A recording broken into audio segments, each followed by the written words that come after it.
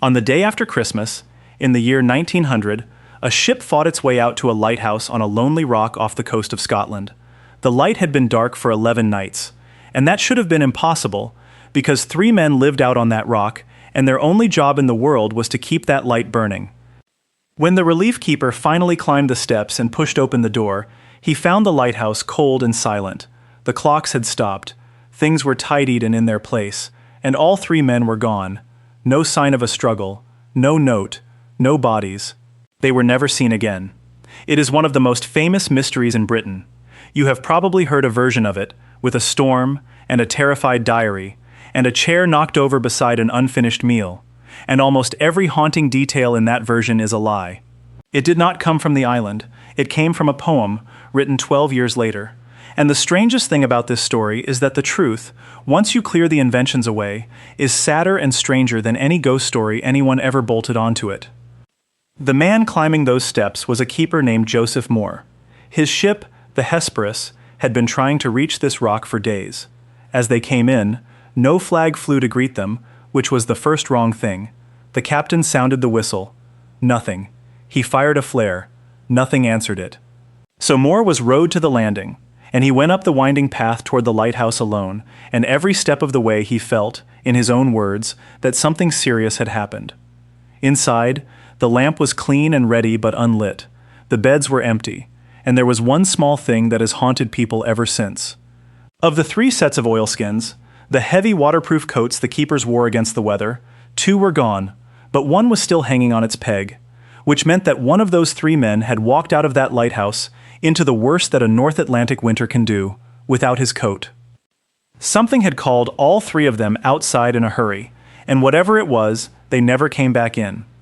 These are the Flannan Isles, 7 scraps of rock in the open Atlantic, 20 miles west of the Isle of Lewis, so far out and so lonely that the old sailors called them the 7 Hunters.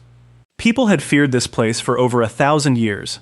Back in the 7th century, an Irish saint named Flannan built a tiny stone chapel on the largest island, Eilean Mòr, and for centuries after, shepherds would row their sheep out to graze the rich grass, but they would not stay the night. They believed the islands were haunted, and they left before dark. The lighthouse had only been lit for 1 year. It was one of the loneliest postings in the entire service. 3 keepers on the rock at a time, with a 4th ashore on rotation, cut off for weeks by seas too rough for any boat. And just before Christmas 1900, the 3 men out on that rock were James Ducat, the principal keeper, Thomas Marshall, and Donald MacArthur.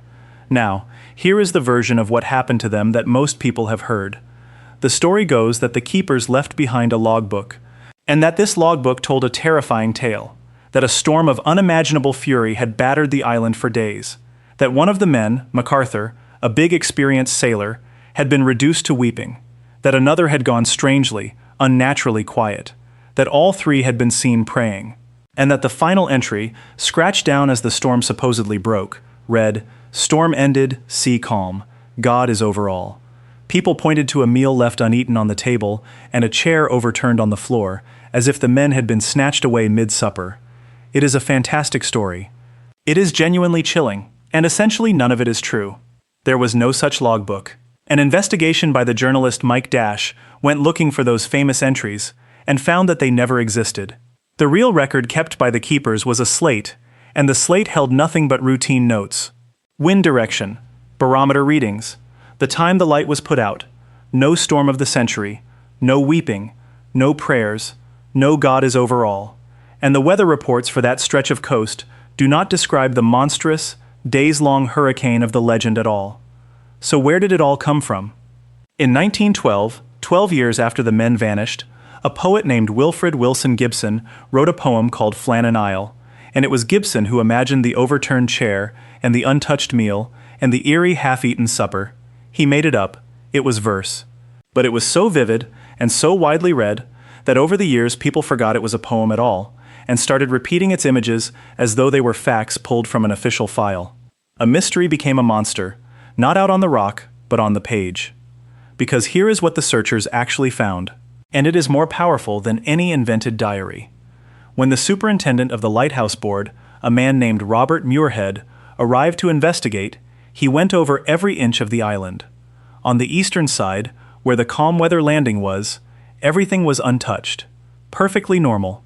But then he went to the west landing, the exposed one, the one that faced the full weight of the open Atlantic, and what he found there stopped him cold. A wooden box, used to store the mooring ropes and crane handles, had been wedged into a crevice in the rock 110 feet above the sea. That box had been smashed open and emptied, its contents flung across the rocks.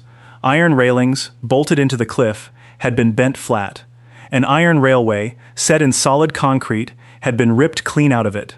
A single block of stone weighing more than a ton had been shifted from its place.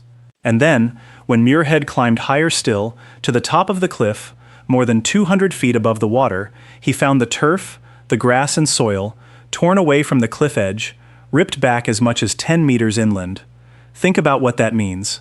Something had reached 200 feet up a cliff and torn the grass off the top of it. Not spray, not wind. That is the signature of green solid water. A wall of sea, rising up the rock face, cresting over the top, and crashing back down. Muirhead wrote it plainly in his report.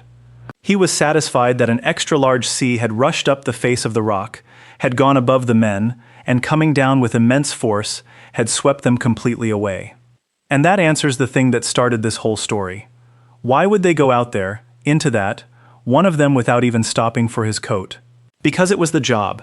That equipment on the west landing was their responsibility, and if a storm was tearing at it, they were supposed to save it. And there is one more detail that makes it painfully human. Thomas Marshall, one of the three, had once been fined 5 shillings for letting equipment get damaged in bad weather. To a keeper with a family, 5 shillings was real money, and a real black mark. These were men with every reason to rush down to that landing and try to secure the gear before the sea took it. And the sea took them instead. Because that is the part the ghost stories always skip. These were not characters in a horror poem, they were 3 working men with people who loved them. James Ducat, the principal keeper, had a wife and 4 children, and decades later, in 1990, his daughter Anna, by then 98 years old, still remembered him. She said her father had not even wanted the Flannans posting.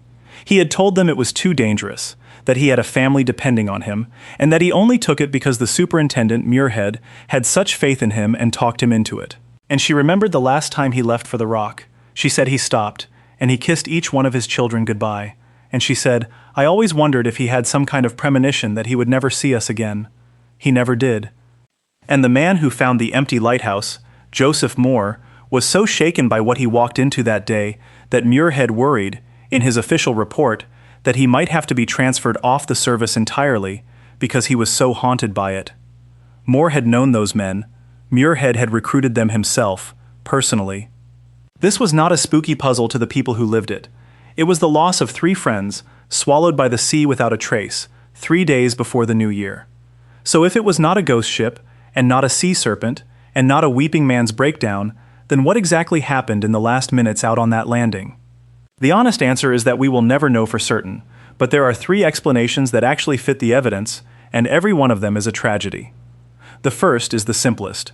A freak wave, a single monstrous sea, came up that rock while all 3 were near the landing, and took them together. The second is the wind. The gusts out on those cliffs can be strong enough to knock a grown man off his feet and over the edge, and perhaps that is what happened to one of them, on ground made lethal by the storm. And the third is the one I find hardest to shake. That one man was swept into the water first, and that the other 2, seeing it happen, ran to the edge to try to save him, one of them not even stopping for his coat, and were pulled in after him. 3 men lost, one at a time, because none of them would leave the others to the sea. We cannot prove which of the 3 it was, but notice that every single one of them ends the same way. 3 men, 1 wave, no bodies, and a lighthouse left burning for no one, until its own light finally went dark 11 nights later. The lighthouse is still there. It was made automatic in 1971, and no keeper has lived on that rock since, but the light still turns, out over the 7 Hunters, in one of the loneliest patches of sea in Britain. And it still marks the spot where 3 ordinary men went out to do their jobs on the edge of the Atlantic, and the ocean closed over them and gave nothing back.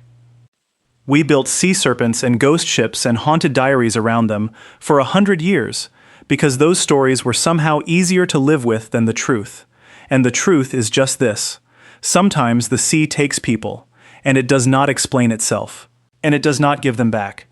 If you've ever heard of Eilean Mòr or the Flannan Isles, or you grew up with the poem and never knew it was a poem, let me know in the comments, and let me know where I should go next. See you in the next one.